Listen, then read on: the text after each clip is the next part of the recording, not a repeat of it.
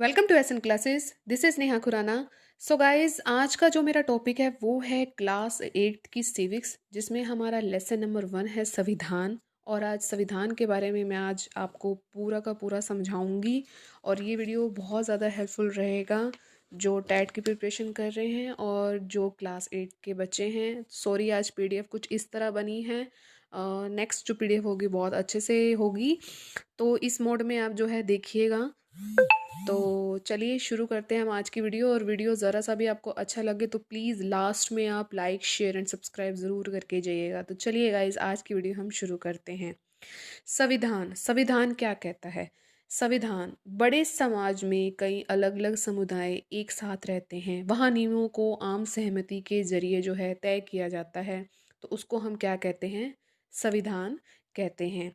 ठीक है। बहुत सारे जो समुदाय हैं हमारे समाज में, और सबके अपने अपने नियम होते हैं। जो नियम होते हैं ना, तो जो समाज में लोग रहते हैं उन्हीं की आपसी सहमति के द्वारा होते हैं।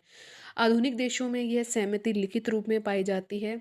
जिस दस्तावेज में हम ऐसे नियम मिलते हैं उसे क्या कहते हैं? संविधान कहा जाता है। जहाँ पर आपको लिखित रूप दिखाई दे दिया, नियमों का लिखित रूप मिल गया, तो वो क्या कहलाएगा? संविधान कहलाएगा। चलिए आगे बढ़ते हैं। सबसे पहले इस पूरे चैप्टर में जो बात हुई है वो नेपाल में लोकतंत्र की हुई है, कि लोकतंत्र में कैसा जो है संविधान देखने को मिलता है। देखते हैं कि उसमें फिर चेंज कब कैसे हुआ। 2006 में हुआ था जाके चेंज। देखते हैं क्या होता है, देखते हैं इस पैराग्राफ में।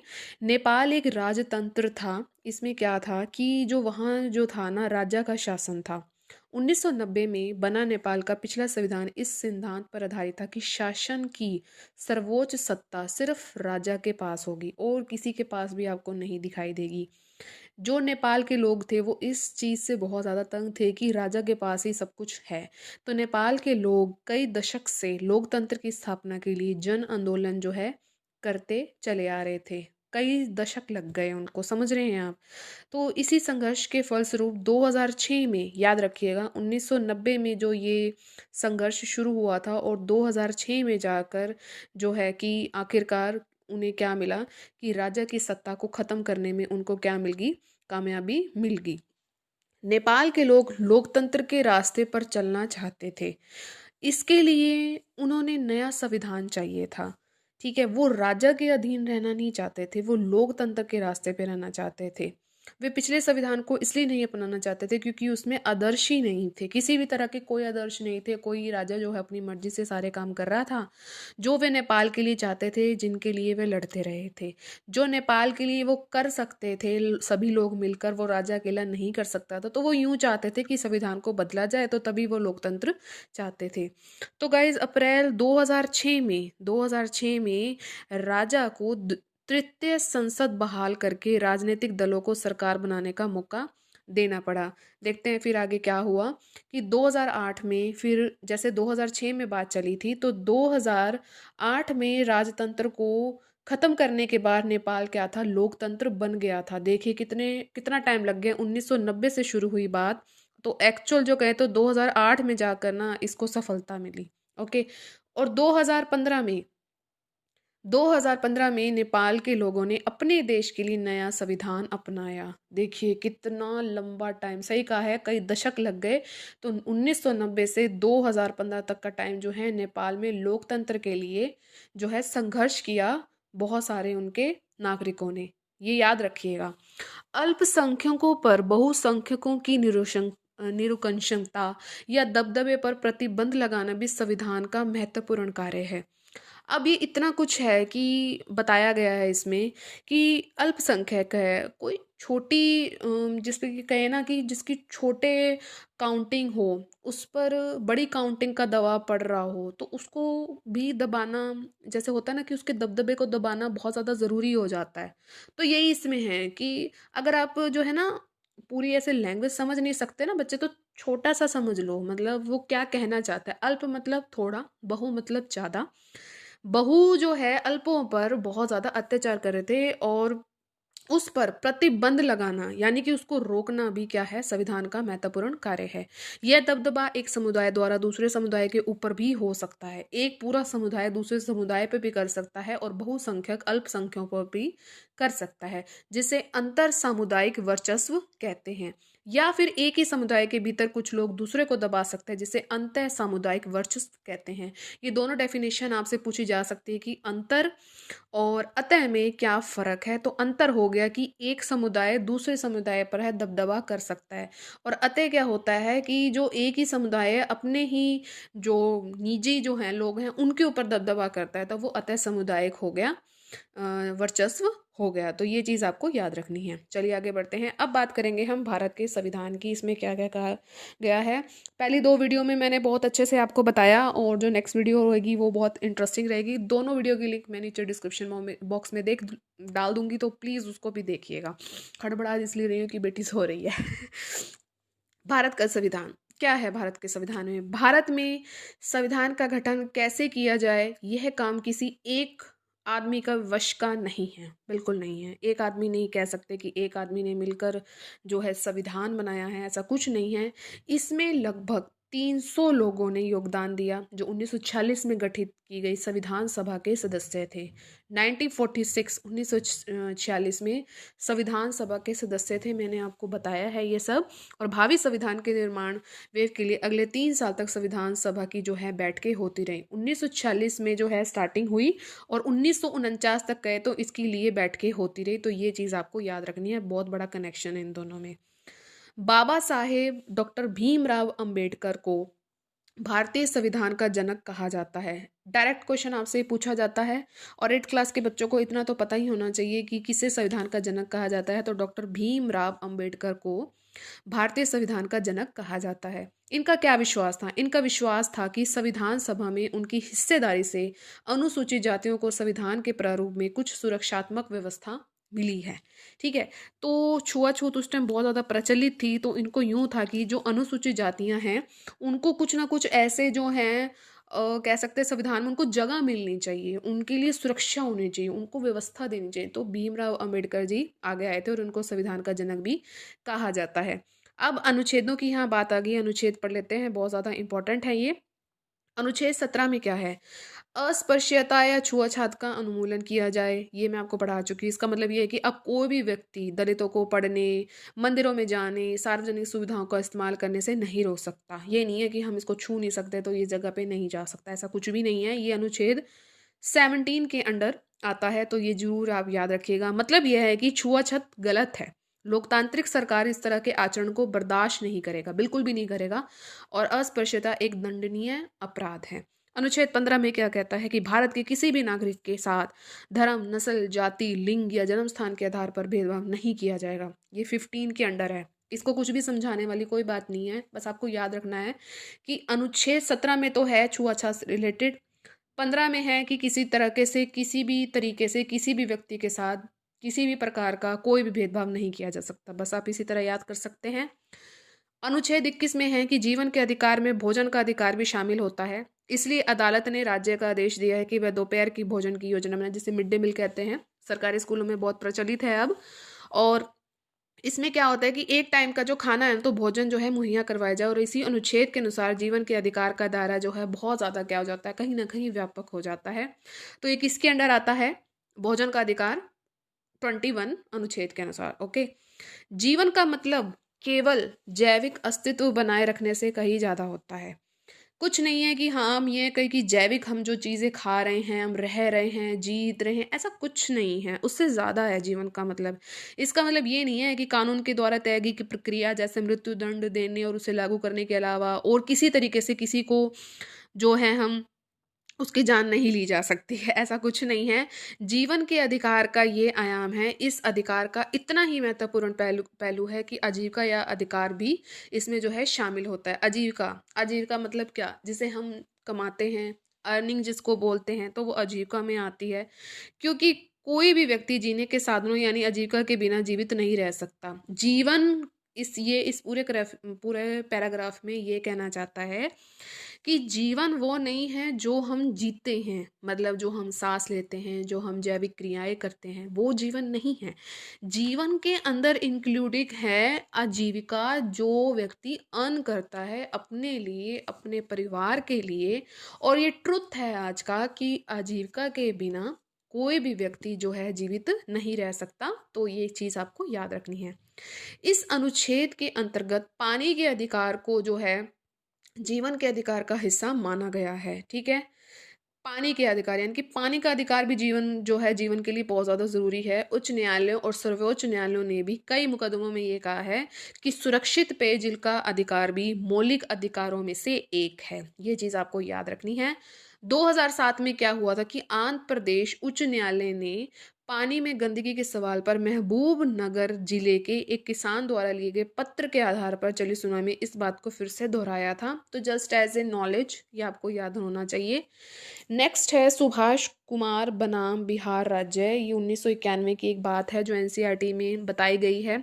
इतना इम्पोर्टेंट मैं नहीं कह सकती, लेकिन फिर भी इसमें कुछ इंपॉर्टेंट पॉइंट है जो आपकी नॉलेज में होने चाहिए। अगर क्वेश्चन आए या 8 क्लास के बच्चों को ये चीज़ पता होनी चाहिए। ओके, इस मुकदमे में क्या है कि इस मुकदमे में सर्वोच्च न्यायालय ने अनुच्छेद 21 के अनुसार एक मौलिक अधिकार है, 21 के तहत एक मौलिक अधिकार है और उसमें प्रदूषण मुक्त हवा और पानी का अधिकार भी शामिल है। हम ऊपर पढ़ चुके हैं कि 21 में क्या क्या है, पानी को भी इंक्लूड किया गया। पानी का अधिकार भी ना व्यक्ति को मिलना चाहिए।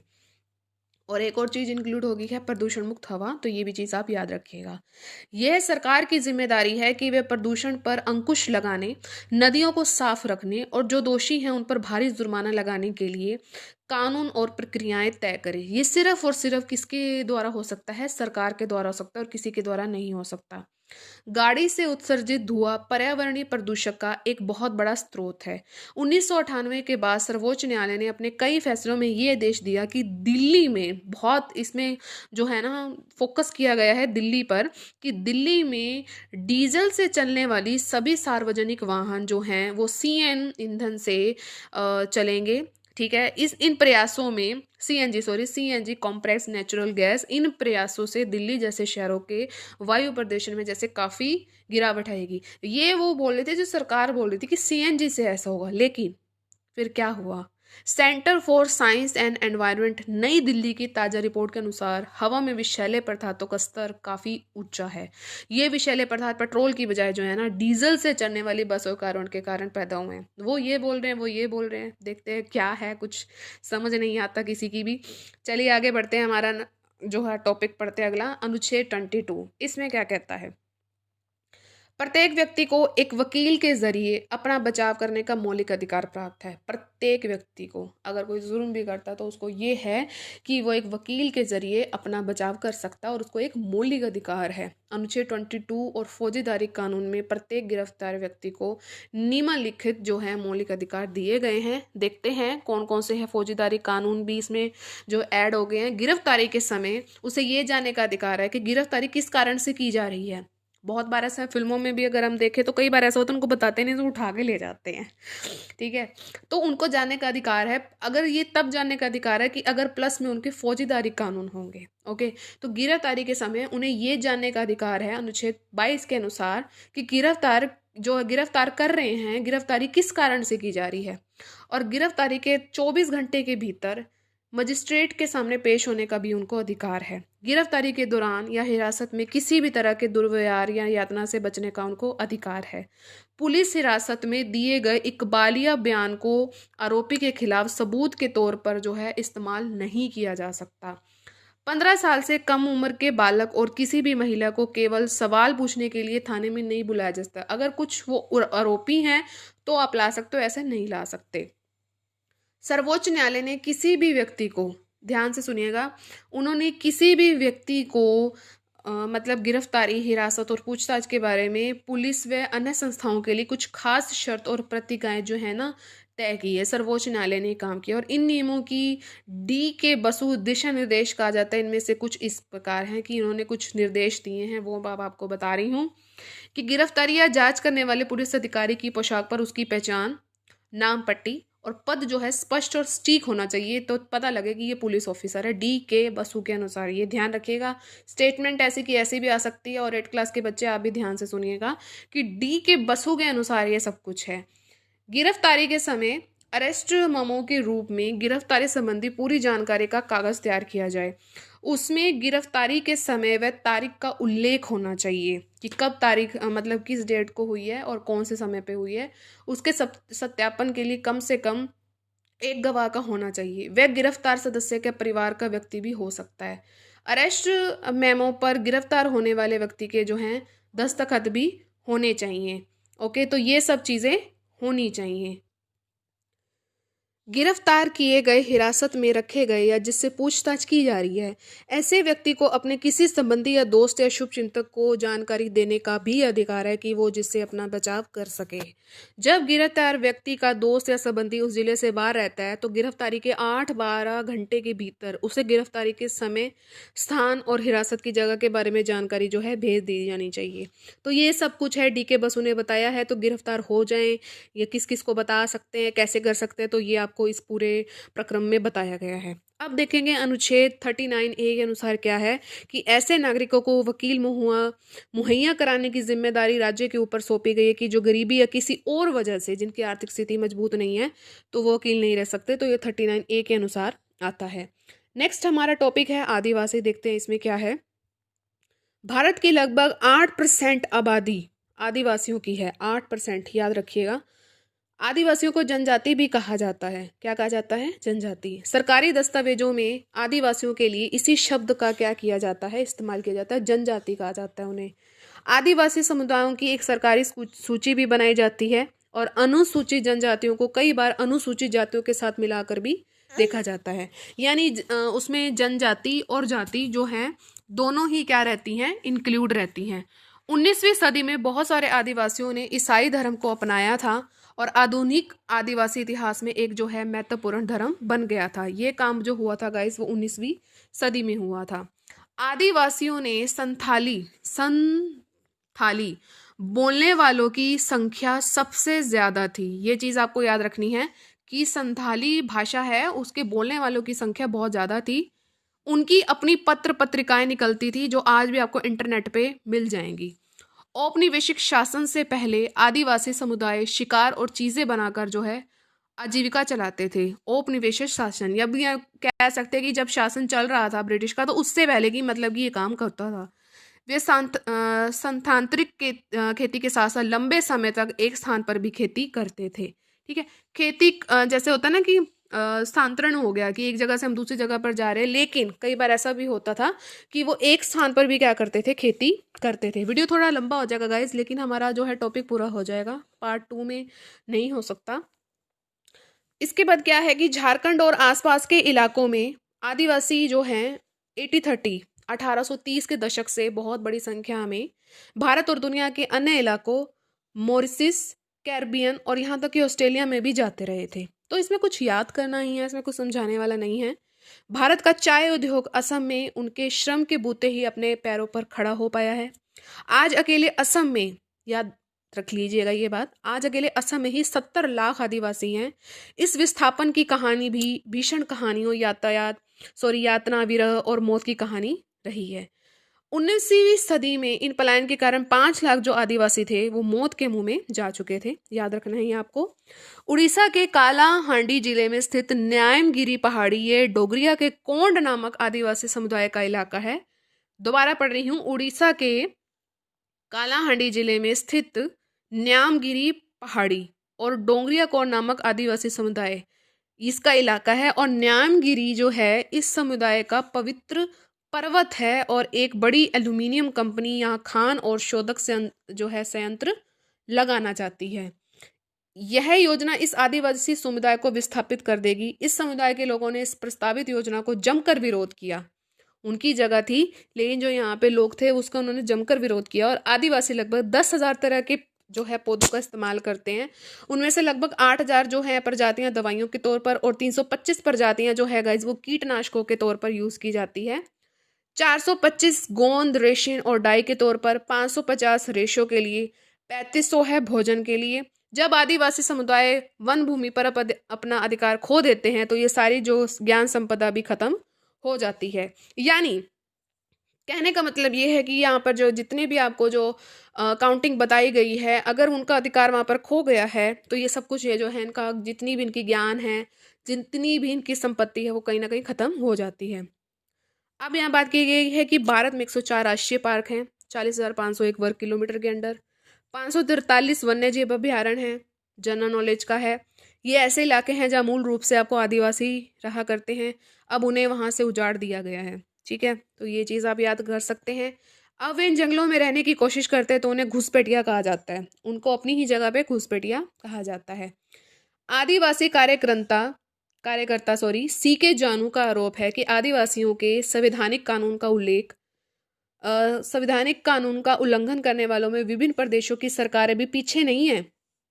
ठीक है, विभिन्न प्रदेशों की सरकारें, बहुत सारी सरकारें, जितने प्रदेश हैं उनकी अपनी अपनी सरकार होती है, तो कानून जो बनाए गए हैं तो उनका भी उल्लंघन करने में वो पीछे नहीं है। यही सरकारें हैं जो लकड़ी व्यापारी, पेपर मिल आदि के नाम पर गैर आदिवासी घुसपैठियों को, जनजातियों जमीन का दोहन करने और आदिवासियों को उनके परंपरागत जंगलों से उजाड़ने की छूट देती है। यही सरकारें हैं कि मतलब कि जो है कहीं ना कहीं जो आदिवासी नहीं है उनको मिला लेती हैं, और जो जनजाति एक्चुअल में है, आदिवासी जिनको कहते हैं, उनकी ज़मीनों का ही बार बार जो है यूज़ करवाती है, और उनको जो है वहाँ से जो उनके जो कह सकते हैं जंगल है, उनको जो जनजाति है ना, गैर आदिवासी हैं, वो उनको उजाड़ने की बहुत ज़्यादा कोशिश करते हैं। तो ये इसमें कहा गया है। ओके, इसके अलावा जंगलों को आरक्षित या अभ्यारण्य घोषित करने पर भी लोगों को वहां से बेदखल किया जा रहा है। जानू का ये भी कहना है कि जो आदिवासी पहले ही बेदखल हो चुके हैं, जो अब वापस नहीं लौट सकते, उन्हें भी मुआवजा दिया जाना चाहिए।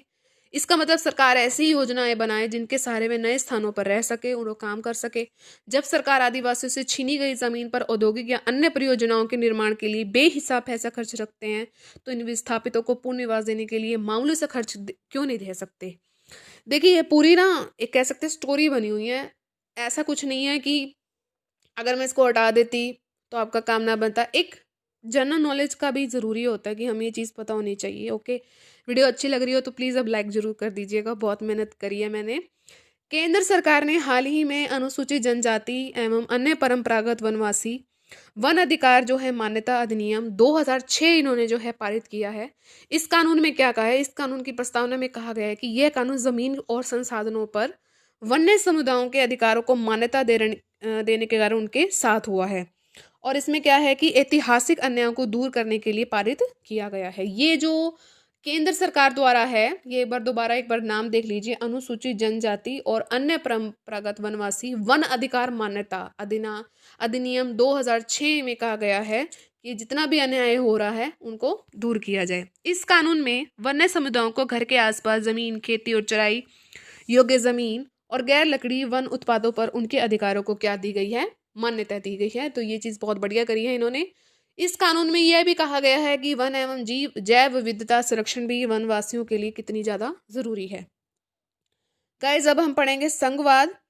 संघवाद में क्या गया है, देश में एक से ज़्यादा स्तर की सरकारों का होना, एक से ज़्यादा स्तर हैं, ठीक है, उनकी सरकारों का होना, और हमारे देश में राज्य स्तर पर भी सरकारें हैं और केंद्र स्तर पर भी, और पंचायती राज्य व्यवस्था शासन का भी तीसरा स्तर है, यानी कि हमारे देश में 3 स्तर हैं।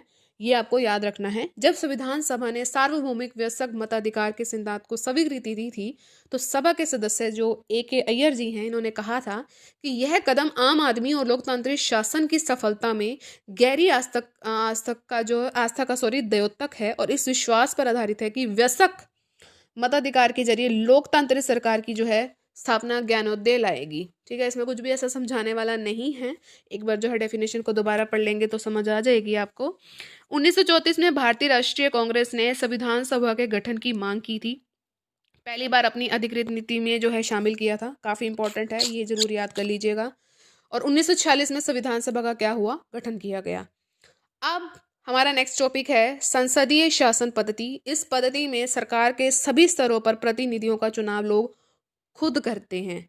संसदीय शासन पद्धति में जो सभी स्तर हैं उस पर जो प्रतिनिधि हैं वो जो चुनाव है वो खुद ही करते हैं। तो ये चीज़ आपको याद रखनी है। शक्तियों का जो है बंटवारा देख लेते हैं हम किस तरह होता है। संविधान के अनुसार जो है सरकार के गाइस 3 अंग हैं। कितने अंग हैं? 3। विधायिका, कार्यपालिका और न्यायपालिका। विधायिका में क्या कहते हैं? विधायिका में हमारे निर्वाचित प्रतिनिधि होती हैं, जो हम निर्वाचित करते हैं, यानी कि जनता। कार्यपालिका में क्या होता है कि ऐसे लोगों का समूह जो कानूनों को लागू करने और शासन चलाने का काम देखते हैं। कुछ ऐसे समूह बने होते हैं लोगों के जो कानून को लागू करते हैं और उन पर शासन भी चलाते हैं। न्यायपालिका क्या करती है? न्यायालयों की व्यवस्था को न्यायपालिका कहा जाता है। किस प्रकार हमने न्यायालयों की व्यवस्था करनी है, तो ये अंडर आता है न्यायपालिका के, तो ये आपको याद रखना है।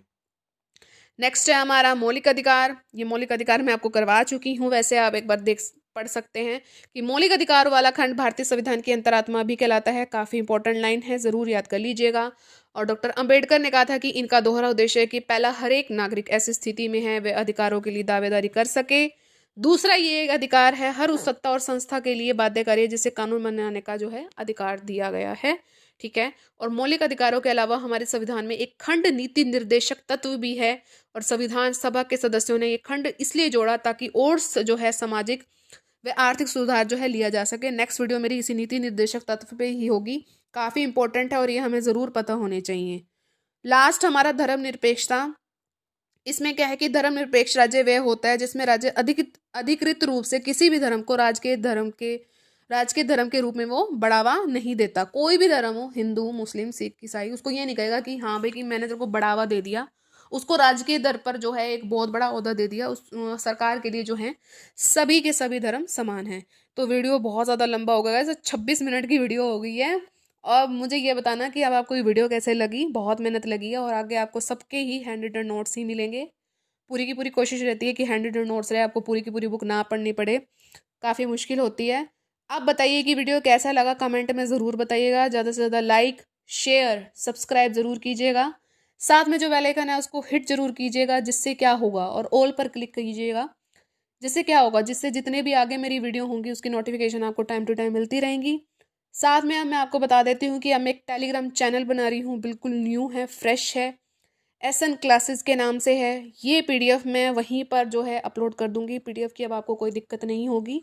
नीचे डिस्क्रिप्शन बॉक्स में मैं आपको लिंक दे दूंगी, वहाँ पर वो आप ज्वाइन कर सकते हो। और वहाँ पर मैं आपको मॉक टेस्ट भी दूंगी। तो सबका सब जो मटेरियल है, क्लास 8 के बच्चे हैं वो भी वहाँ से जो है डाउनलोड कर सकते हैं। जो मेरी वीडियो देख रहे हैं प्लीज़ वहाँ से जो है सब मटेरियल आपको मिल जाएगा। तो PDF में अब जो है टेलीग्राम चैनल पर साथ के साथ ही अपलोड कर दूंगी, कोई दिक्कत नहीं होगी। तो मिलेंगे हम अपनी नेक्स्ट वीडियो में। Till then, thank you so much for watching guys. Bye bye guys and take care.